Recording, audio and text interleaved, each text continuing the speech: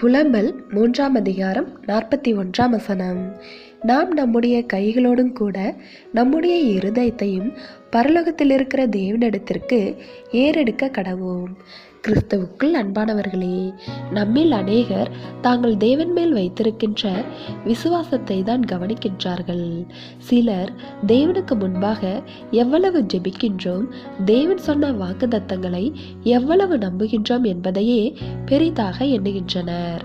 எனவே தாங்கள் எதிர்பார்த்த நன்மைகள் தங்களுக்கு கிடைக்காமல் போகும்போது இத்தனை விசுவாசம் வைத்தும் இத்தனை ஜெபங்கள் செய்தும் எந்த பலனும் இல்லாமல் போய்விட்டதே என்று வருத்தப்படுகின்றனர்.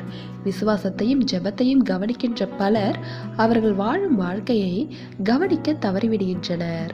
ஆம், தேவன் நம்மை விசுவாசிப்பதற்காக மட்டுமல்ல, அவருக்கு பிரியமான வாழ்க்கையை வாழவே அழைத்திருக்கிறார். நம்முடைய விசுவாசம் பெரியதுதான், ஆனால் நம்முடைய கீழ்ப்படிதல் எப்படிப்பட்டது என்பதை கவனிக்கின்றோமா? நம்முடைய விசுவாசம் மலையளவானதுதான், அதே சமயம் நம்முடைய குணநிலைகளும் பண்புகளும் எப்படிப்பட்டது என்பதை சிந்திக்கின்றோமா? நம்முடைய விசுவாசத்தை தேவன் கனப்படுத்த வேண்டும் என்ற எதிர்பார்ப்பு நியாயமானதே. ஆனால் நாம் வாழ்கின்ற விதமும் தாழ்மை, பொறுமை, சாந்தம், அன்பு, தயவு ஆகிய விஷயங்களில் நம்முடைய அணுகுமுறை தேவனை கனப்படுத்துகின்றதா என்பதை சிந்திக்க வேண்டும். எனவே தேவ பிள்ளைகளே, பரிசுத்தமான வாழ்க்கை பின்னணியோடு நாம் வைக்கும் விசுவாசமும் நாம் ஏறெடுக்கும் ஜெபமும் இருக்க வேண்டும்.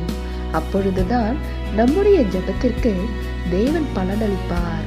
தேவனுடைய கிருபையும் இரக்கமும் உங்கள் அனைவரோடும் இருப்பதாக. ஆமென்.